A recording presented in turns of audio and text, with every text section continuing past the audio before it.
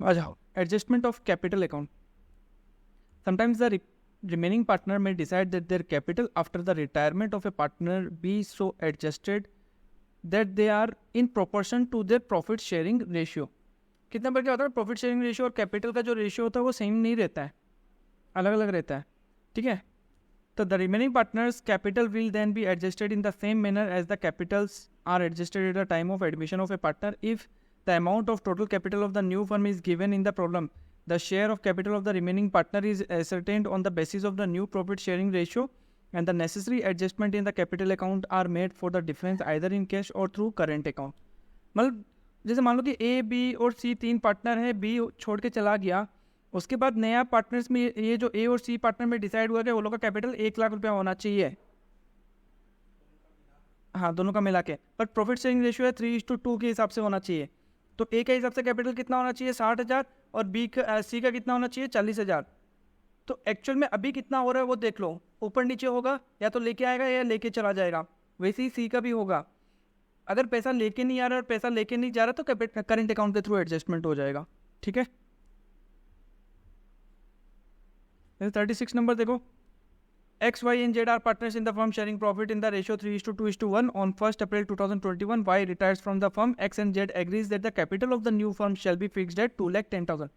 X और Z बोला कि अब जो नया बैलेंस शीट बनेगा उसका कैपिटल में हम लोग दोनों का मिला के कितना होना चाहिए, 2,10,000.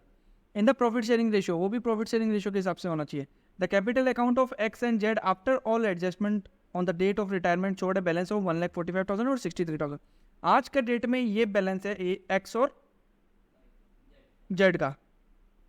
ठीक है, वो लोग का कैपिटल कितना होना चाहिए, 2,10,000. 2,10,000 को किस रेशियो में बांटो, 3:1 रेशियो में बांट लो. ठीक है, तो जो 2,10,000 है उसको 3:1 रेशियो में बांट दिया, 157 होना चाहिए और 5,52,500 होना चाहिए. एक्चुअल में कितना है, 145 होना चाहिए, 157. तो वैसा बात है, पैसा लेके आएगा कितना, डिफरेंस अमाउंट का 12,500.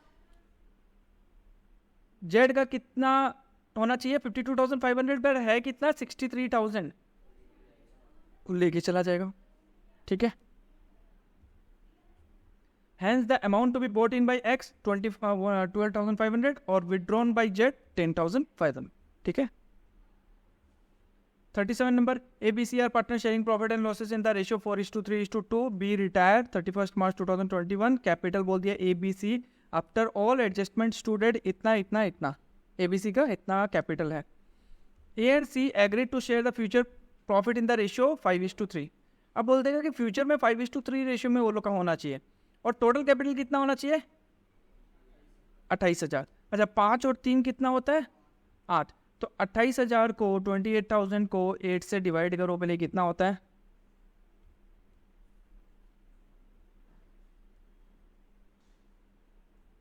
28,000 डिवाइडेड बाई 8 करने से 3,500.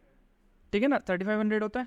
तो ए का कितना होना चाहिए, 3,500 इंटू 5, और सी का कितना होना चाहिए, 3,500 इंटू 3.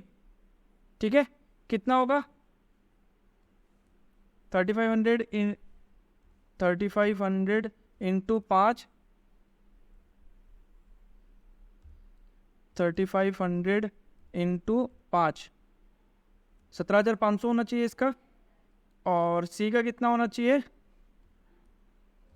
10,500 ना,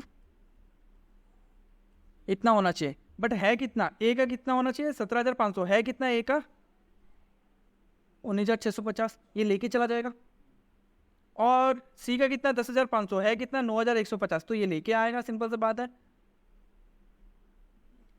The capitals of A and C are to be in the profit sharing ratio. Adjustment in the capital account is to be made through bank account. मतलब पैसा लेके आएगा या लेके जाएगा. ठीक है, माइनस कर दिया, ए इतना लेके जाएगा, सी इतना लेके आएगा.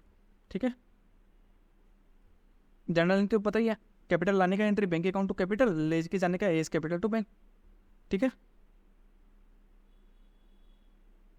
कभी कभी क्या होता है, when the remaining partners are required to contribute necessary amount to settle the account of the retiring partner. कभी कभी जो रिटायरिंग पार्टनर जो होके जा रहा है उसको कैपिटल वापस से पैसा देने के लिए फंड्स उतना नहीं रहता है, तो क्या होता है, जो रिमेनिंग पार्टनर्स है वो उतना पैसा लेके आ जाता है. ठीक है, ताकि उसको पेमेंट करके उसको अलविदा तो कर दे. मान लो कि ए और बी का दोनों का मिला के 1 लाख रुपया कैपिटल है, बट अभी कैश उतना है नहीं, सी को देना है 20,000 रुपया, तो ए और बी क्या है ना 20,000 रुपया मिला के लेके आ जाएगा। फिर टोटल कैपिटल कितना हो जाएगा, 1,20,000 हो जाएगा।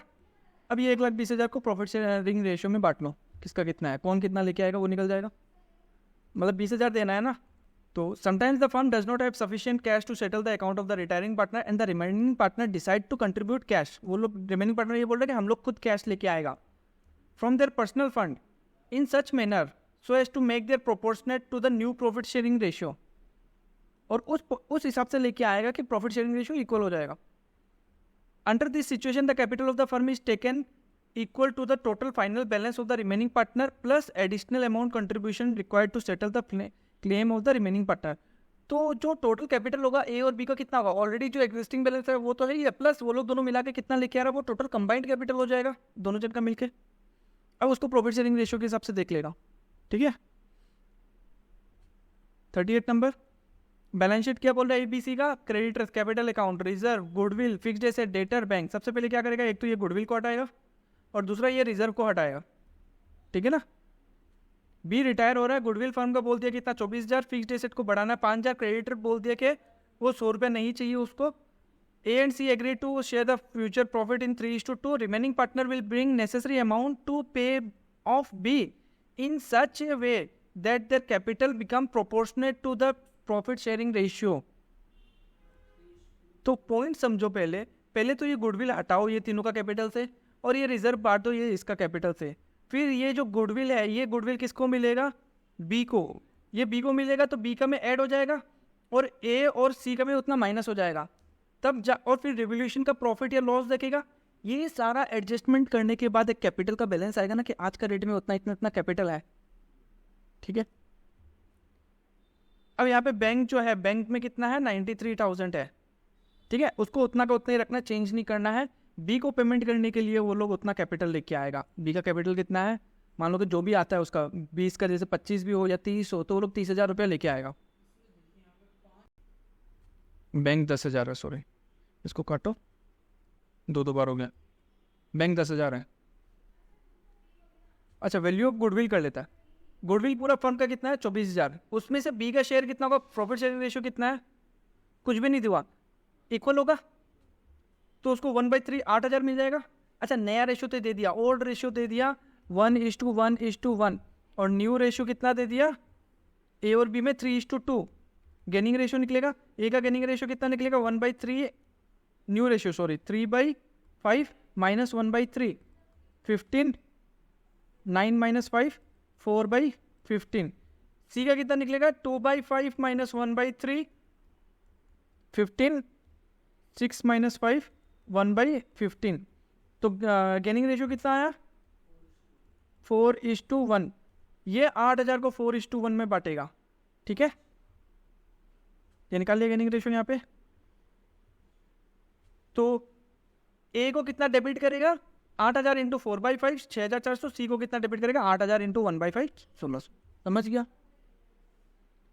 जर्नल एंट्री, पहले गुडविल राइट ऑफ किया, गुडविल अकाउंट क्या बैलेंस दिखा रहा है, डेबिट बैलेंस, क्योंकि एसेट साइड में आ रहा है डेबिट बैलेंस है, क्रेडिट करके खत्म कर दिया, ए बी सी इक्वल में बांट दिया, रिजर्व भी दिखा रहा था 6,000, ये भी बांट दिया, बात बराबर।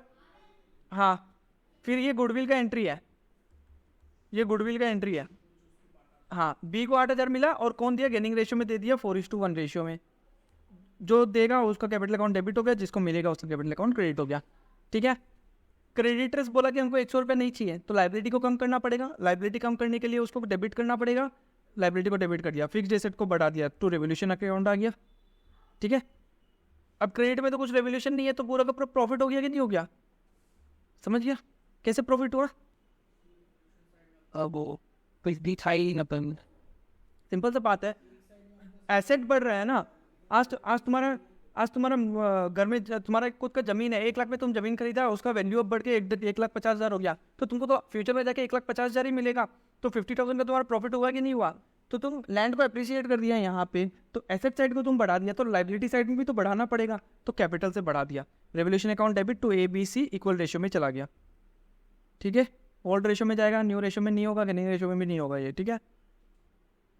अब आ जाओ कि ए बी सी का कैपिटल अकाउंट का बैलेंस निकालो, ठीक है।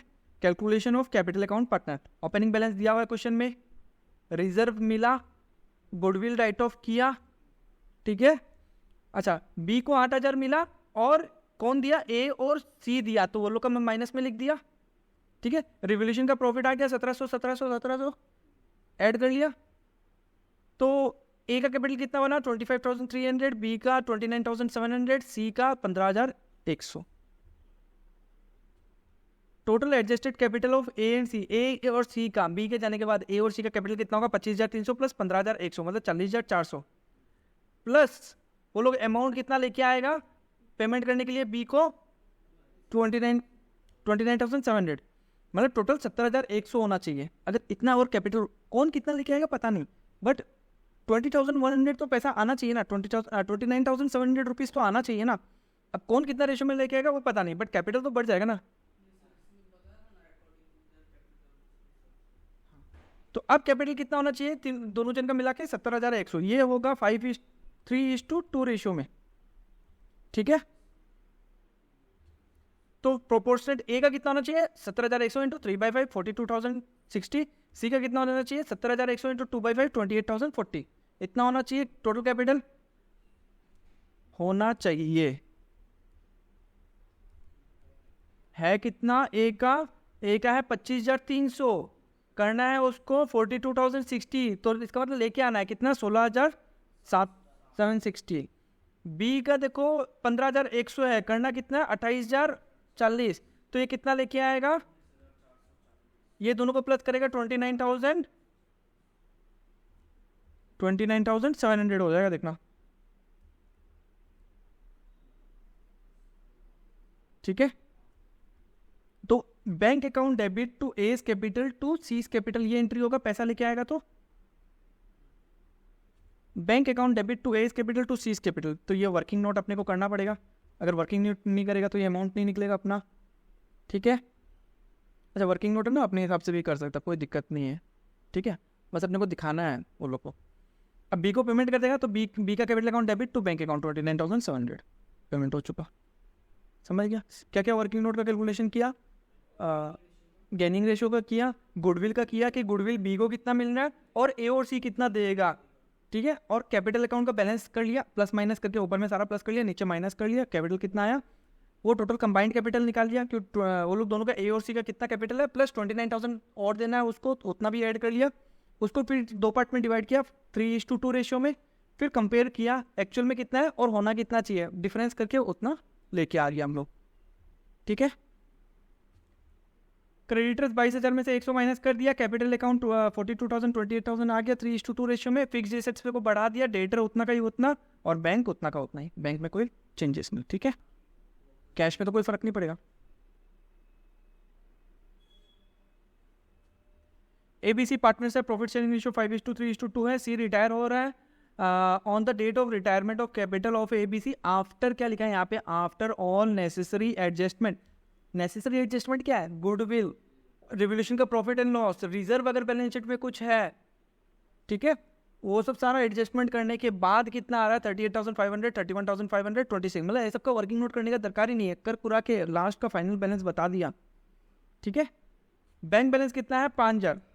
It was decided that the amount payable to C was to be paid by check and to be brought in by A and B in such a way as to make their capital proportionate to the new profit sharing ratio which was 3/5 and 2/5, मतलब 3:2 ratio में। Calculate the amount to be brought in by A and B assuming that the minimum bank balance of 4,000 was to be maintained। हम लोग को bank balance कितना maintain करना है 4,000, actual में bank में बैलेंस कितना है यहाँ पे क्वेश्चन में दे दिया 5,000, मतलब मोटा मोटी हम जो बैंक में ऑलरेडी पैसा पड़ा है उसमें से 1,000 का फंड हम यूज़ कर सकता है, तभी जाके 4,000 यूज़ हो जाएगा। अच्छा, सी को कितना देना है, सी को कितना देना है 26,000, ठीक है, सी को देना है 26,000 माइनस 1,000 हम लोग बैंक से उठा के उसको दे देगा तो 25,000, इतना ए और बी को लेके आना पड़ेगा, है कि नहीं। तो balance of the capital account of A and B after adjustment of goodwill and effect of revolution after all adjustment बोला है। A का कितना है, B का कितना है, क्वेश्चन में दिया हुआ है। टोटल कंबाइंड कैपिटल उन लोगों का कितना हुआ 70,000, अच्छा, amount payable to be shortage at bank, कितना शॉर्ट पड़ रहा है? देखो 26,000 तो देना ही है, प्लस 4,000 बैंक का बैलेंस रखना ही है, माइनस 5,000 देना है उसको, तो मोटा मोटी 25,000 आ गया, अभी तो हो ही गया। 1,000 फंड यूज कर सकता था, 26 माइनस 1 25 हो गया, ठीक है। तो टोटल नया कैपिटल कितना होगा? अच्छा, इतना तो ए और बी को मिला के लेके आना पड़ेगा, और ऑलरेडी कैपिटल उन लोग का कितना है? 70,000। तो टोटल कंबाइंड कैपिटल कितना हो गया उन लोग का? 95,000। ये 3:2 रेशियो में होना चाहिए। तो 95,000 को 3:2 में बांटा तो 57,000 38,000 है, एक्चुअली में ए का कितना? 38,000 और 31,500 ए और बी का। तो इतना वो लोग पैसा लेके आएगा। अच्छा, ये दोनों को प्लस करेगा तो 25,000 आएगा। देखो 500 500 1000 19,000 हो गया, 19,000 और 6,000 25,000 प्लस 1,000 बैंक से ऐड करके 26,000 रुपये उसको पेमेंट कर देगा, ठीक है। जर्नल एंट्री नहीं, बट यहाँ पे बोला ना क्वेश्चन में कि पेमेंट करना है उसको, यहाँ पे C was to be paid by cheque, ठीक है। तो बैंक अकाउंट डेबिट ए कितना लेके आया? 18,500 और सी बी कितना लेके आया? 6,500। तो टोटल 25,000 आ गया और सी को पेमेंट कर दिया। तो बैंक में बैलेंस कितना रहेगा? 5,000 तो था ही, प्लस 25,000 लेके आया, माइनस 26,000 पेमेंट कर दिया, तो बचा 4,000, ठीक है। 40 balance sheet X Y Z का क्या रेशियो है? 5:3:2। क्रेडिटर बोल दिया, एम्प्लॉय प्रोविडेंट फंड बोल दिया, प्रॉफिट एंड लॉस अकाउंट बोल दिया, कैपिटल एक्स वाई जेड का बोल दिया, cash at bank, debtor, stock, fixed asset.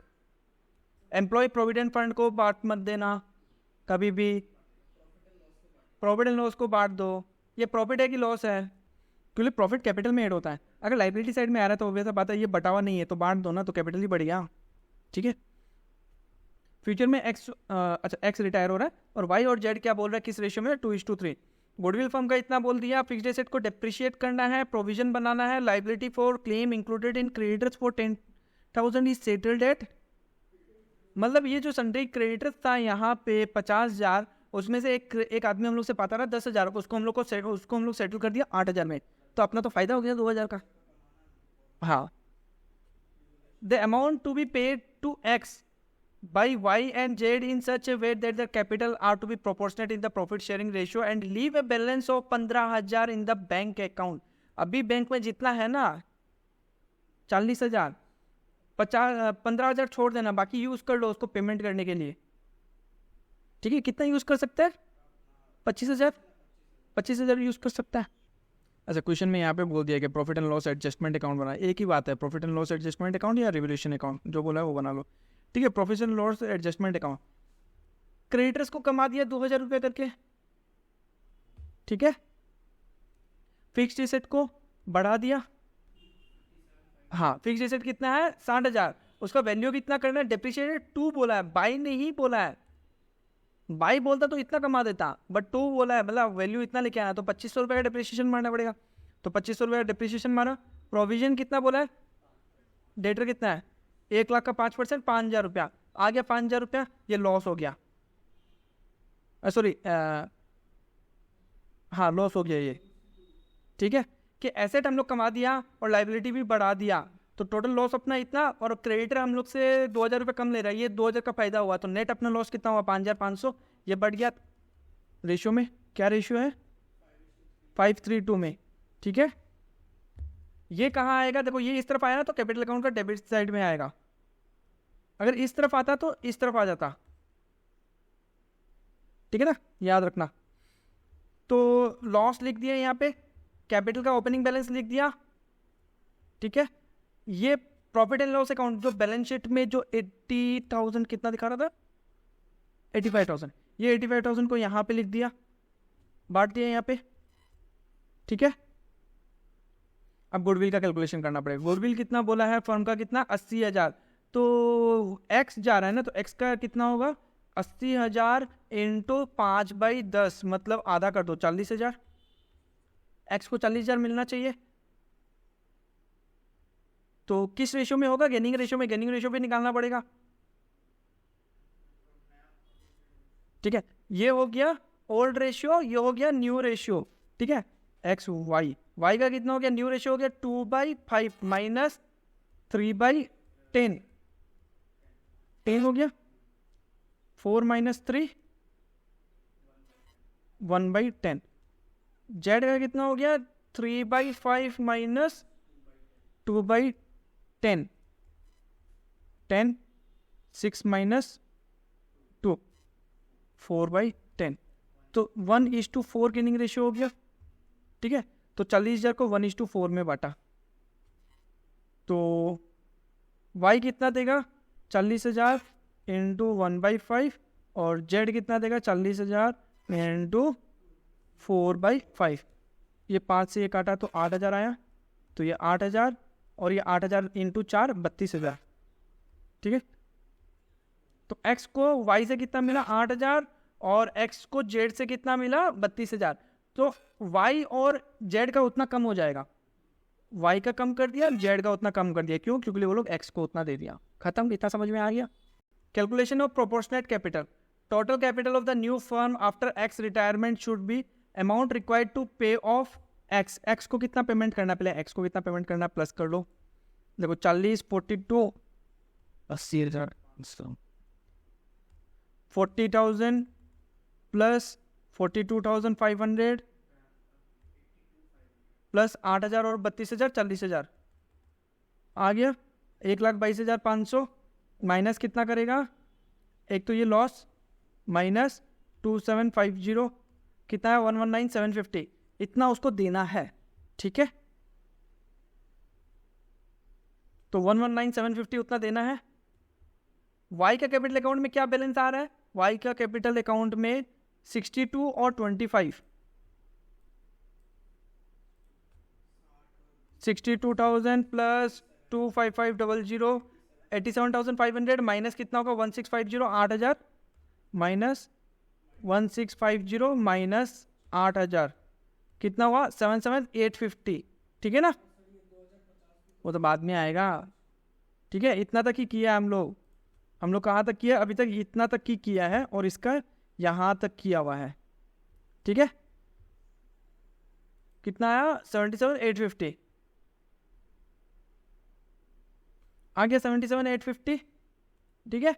वैसे ही जेड का निकालो 33 और 17 हो गया 50 और 50 में से कितना चला गया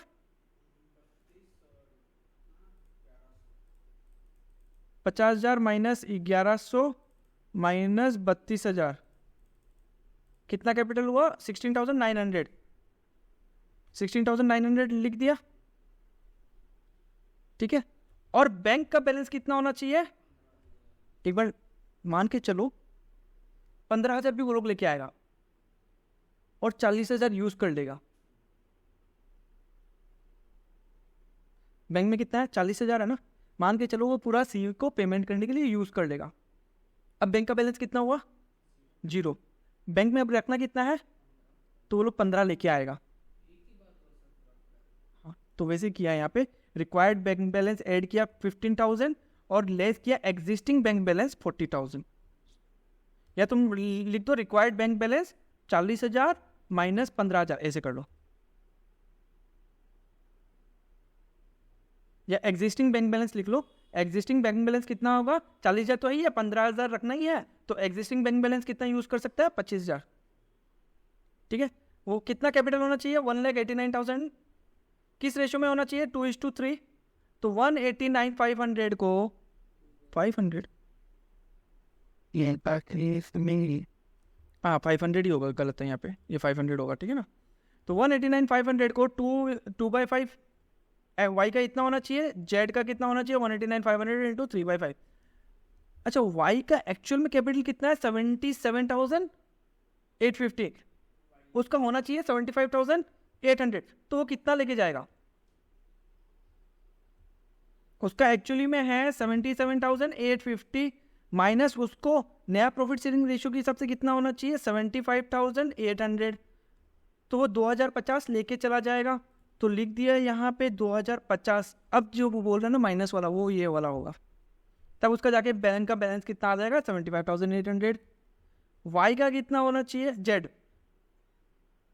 जेड का बैलेंस होना चाहिए 1,13,700 ये वाला, ठीक है ना 113,700। एक्चुअल में कितना है 16,900, तो वो कितना लेके आएगा 96,800 लेके आएगा, तो 96,800 आ गया बाई बैंक अकाउंट, तब जाके उसका बैलेंस आया 1,13,700। ठीक है, अब बैलेंस शीट बनेगा तो कैपिटल अकाउंट क्या लेगा 75,800 और 1,13,700। ठीक है ना।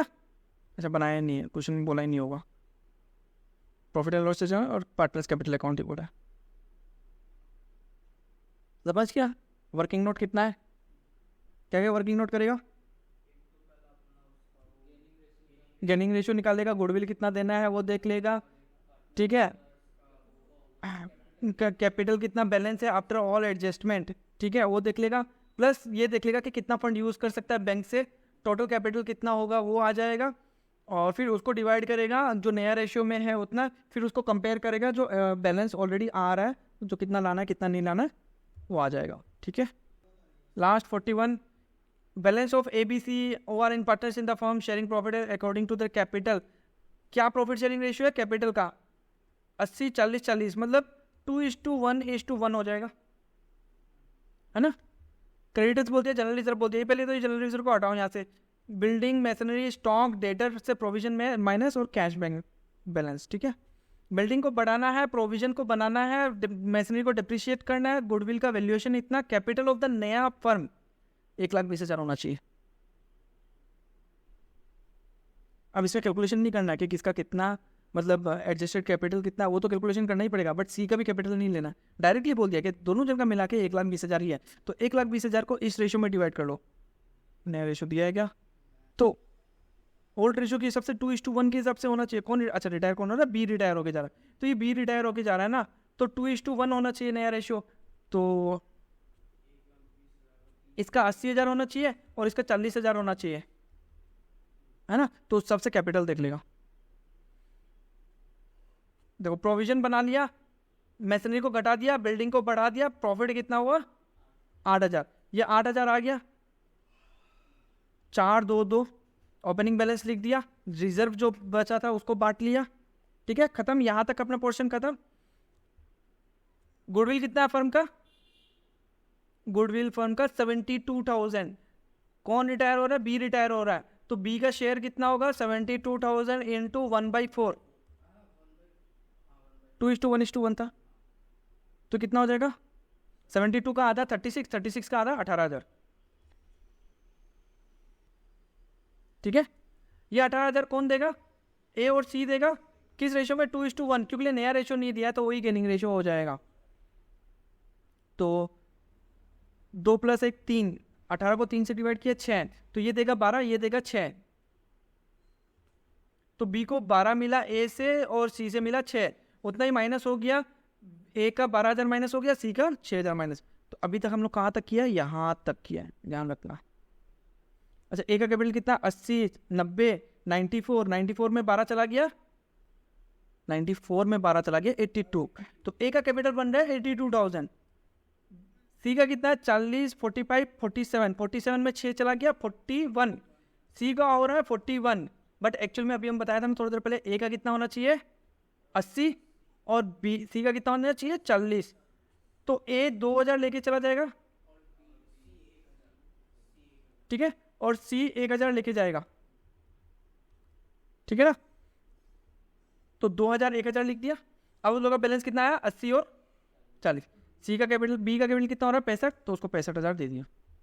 ठीक है, तो बैलेंस शीट क्या बनेगा, क्रेडिटर्स उतना ही है, बैंक ओवरड्राफ्ट आ जाएगा 54,000। क्यों आएगा बैंक ओवरड्राफ्ट, देखो बैंक में बैलेंस कितना है 14,000, उसको पेमेंट कितना कर दिया 65, तो 65 माइनस 14, 65 माइनस नहीं, हाँ देखो, हाँ 65 में से 14 माइनस करो, कितना हो गया 51, ठीक है, तो ये -51 में चला गया, और वो लोग 2,000 और 1,000 भी लेके गया था, तो माइनस और 3,000 करो तो कितना हो गया -54, तो बैंक ओवरड्राफ्ट में आ गया यहाँ पे, समझ गया 54। कैपिटल अकाउंट का तो बैलेंस पता ही है, आ गया था, बिल्डिंग जो है सेम है, मैशनरी ठीक है, स्टॉक है, डेटर से प्रोविजन माइनस करके बाहर, ठीक है। ये तो सारा करवा ही दिया। ये तो बैंक ओवरड्राफ्ट का देख लेना, ऑलरेडी ओपनिंग बैलेंस इतना है, इतना पेमेंट हो चुका है, तो वैसा बात है नेगेटिव में बैलेंस इतना रह जाएगा। क्लियर, खत्म।